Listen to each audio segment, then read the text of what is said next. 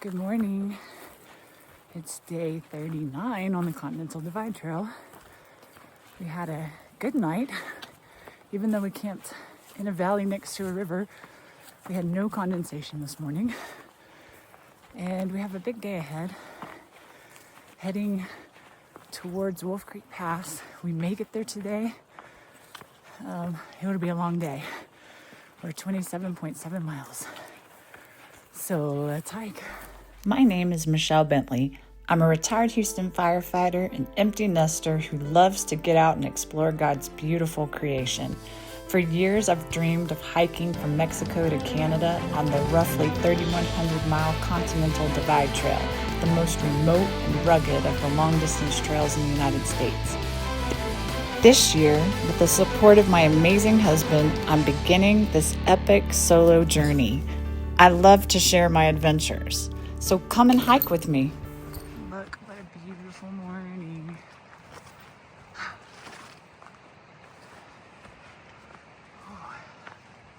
Let's see, come out of these trees and give you a better view.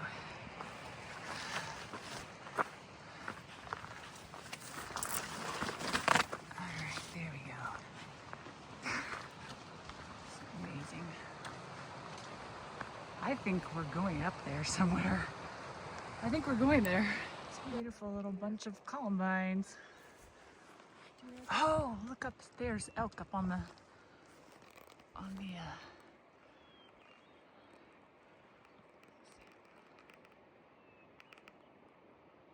see where they go.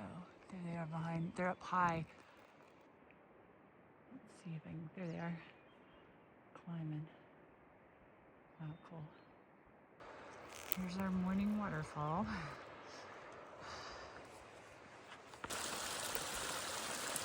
So beautiful.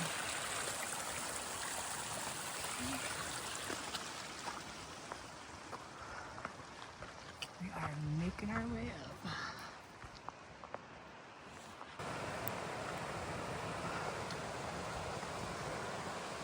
Getting closer. There's probably another climb above this though, that we just don't see yet. Right here I'm standing above that waterfall I showed you, and then we camped down in the valley by the river. Okay, I see a post back there, so still heading up.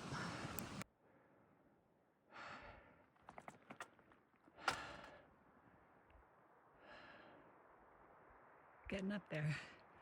I'm approaching Summit Peak, which is the first peak we'll reach today. And then after that, we have Montezuma Peak. So that's our kind of two big hurdles for the day. And we're getting up higher than we have been on the CDT yet. There's a huge herd of elk out there. Wow, that is so cool. Oh, I hope Downhill gets up here to see this. Wow, that is so awesome. They're up so high. I just checked and my elevation's 12,300 feet.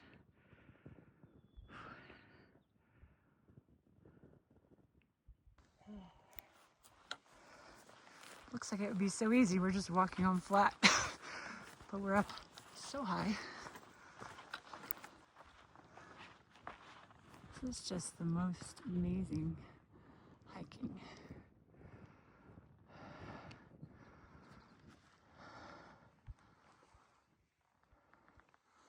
Wow, you can see way out in the distance there.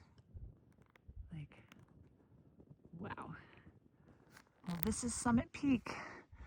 So I'm gonna climb, not the peak, but I'm gonna go around this, just like circumvent it.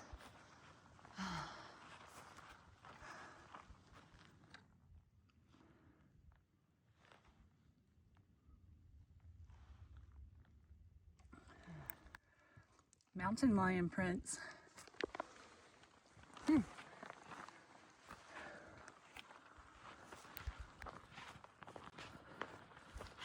So we're getting around to the north side of Summit Peak. And then we'll be heading off that direction. Ooh, more mountains back there.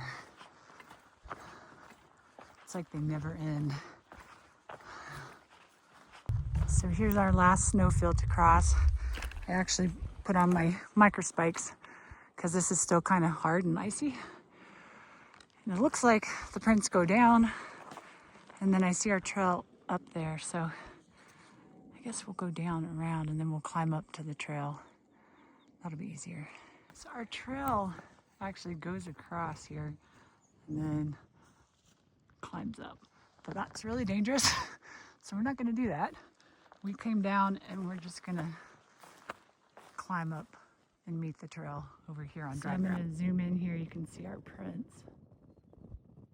There we go, see our track, right? My finger's too close there. That's how we came down to avoid all of that. Now you can see where we came down. The trail's here. Came over that pass and came down here and then back across. And that's where we came to all the snowfields, and now it's kind of blocked. That steep part's where we dropped down and then just hiked up. And then there's a nice valley. It looks like there's a road, like a dirt road way down on the left side of the valley. I don't know. Maybe that's that Platoro Reservoir back in the background, and that's the road that goes beside it. Because this is a bailout point, the Conejo River and the Adams Fork Trail. A lot of people took and didn't do this section because of the snow. We're doing this just right. We have a few snow patches we've had to navigate. Some a bit sketchy, but that's why I feel more confident, because I'm with somebody else and we can both make decisions together that we feel comfortable with. So, but we're making it, and we only have one more real crew or crux. I don't know how to say that word. And that's the Montezuma Peak, which we're heading towards. And after that, we'll be getting much lower and less significant climbs and less snow. So we're almost past the tough part. Just came up over the little rise. Dramatic sweep. Look at these. Look at these sand winds.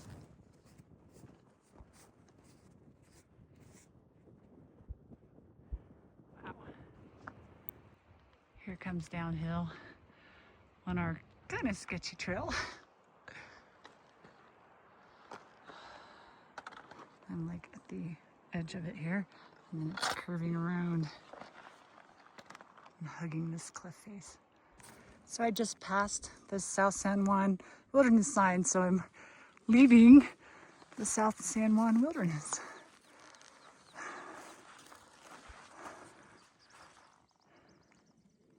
So I'm looking at Montezuma Peak, and the trail's gonna go up and around it up here.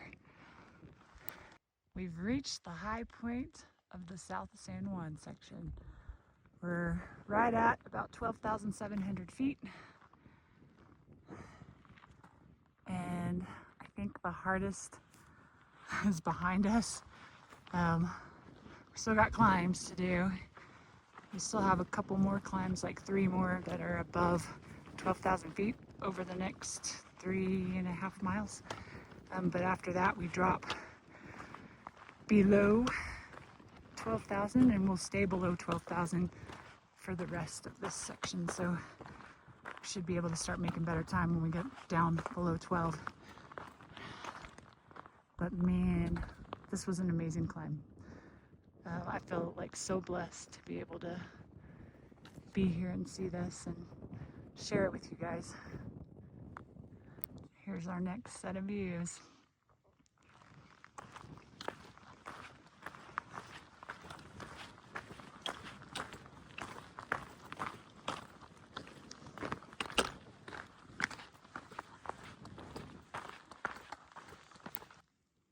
Pretty red bedrock. Okay, I think we might be climbing up here. So this mountain is called Long Trek Mountain. And it has been a long trek to get here. These are unusual. Huh.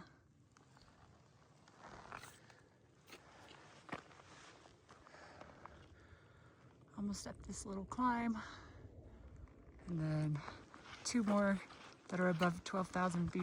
And then we drop down below 12,000. Okay, made it up to a beautiful high basin. There's a road back there. It's crazy. It seems like we're so far away from any kind of road, even forest road. All right, we're gonna go down a little, and then we got 2 more little climbs and dropping down. All right, we descended down from there. Now we're crossing that big basin. So I guess our little climbs will be to get us out of this basin, and then we'll start descending to Elwood Pass. It's exciting. It's a milestone. We're about to start another climb up here. We're half a mile from Elwood Pass. It's the first pass we've descended to reach. So this is Elwood Pass that we're coming up on. This is where all the CDT routes combine. The red line and then the green line, which is the low route or the Great Divide cycling route. And then the blue line, which is the Creed cutoff, which cuts off the entire North San Juan section of trail and then links back up with it after Creed. So we made it. Little friendly chipmunk. Hello, buddy. You're so cute.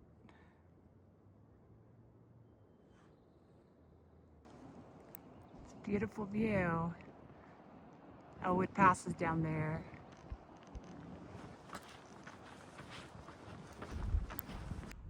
I know I'm videoing a ton, but this trail is just so beautiful. And I want to remember it because I don't know that I'd actually come back and not this whole section because some of it was really tough and scary. Worth it, but I'm glad I did it.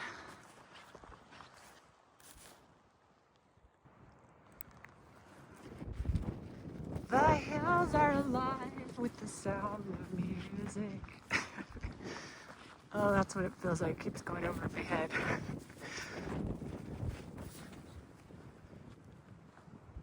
Right? So we're climbing. There's that pass, or the road down there that leads to Elwood Pass. And then I'm climbing up and around here. Whew. It's always breathtaking coming over this little pass and just the incredible views you get. Goodness. I'm going to zoom a little so you can see more what I see. And it still just doesn't capture. I hope you're getting an idea though. This has been the most beautiful bridge walk. So this is Bonita Pass, which means pretty. Just taking a quick shot. Valley and our trail. I see it cuts straight across this mountain. Oh great, now we gotta traverse that. Yeah, does anybody know what these lines are? They look like, trail traverses, but there's no way that's a trail. Like, I've never seen a slide do that before, so anybody know what that is or what causes that? Okay, now we're gonna finish our scary traverse. This forest section has been so exhausting, and I've gotten lost a couple of times because there's so many blowdowns, like everywhere. Sometimes it's just the entire area is blowdowns, and I keep having to get off trail and go around these stupid things, and it slows you down a lot. So probably my least favorite part of hiking is going through the forest with lots of deadfall. Just so much exertion. But at least I got pretty views. Whoa, that's a ridge. Oh my goodness. Okay.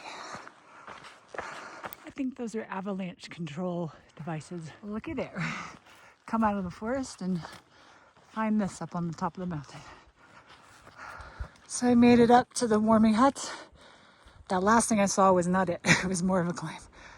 There is a ski lift right there. I gotta keep going up here a little further before I drop down.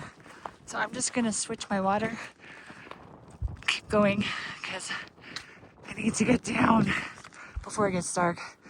And Steve is meeting me, so I got motivation. He's meeting me with pizza and root beer. So I just gotta finish this climb. And that's Alberta Peak. There is my ski lift. Almost done climbing. There was a guy inside that warming hut. I had no idea. And I had my back to the window, was checking my phone, and then he tapped on the glass and about scared me to death. But that also gives motivation to keep going, because there's going to be too many people up in that hut to try to sleep. So I'm ready to get there. Here's another ski lift and a trail sign. This is so funny because this is where I ski, so I wonder which lift that is. Let's see. Come up to this trail sign in a second, and I can see the highway down below. I'm not so far away. Oh yeah, Windjammer, Treasure. I've skied all of these. Well, that's Raven's Lift, so I know where I'm at now. There's 160, just as the sun's setting. Steve should be here shortly. There's a sign, I'll go take a picture. Made it, oh my gosh. Finished the South San Juans. That was a huge challenge. By the time I get up there, I'm gonna be at 28.6, oh my gosh, miles for the day. I'm exhausted and I am so hungry. I can't wait. Pizza and root beer and a kiss from my husband sound amazing.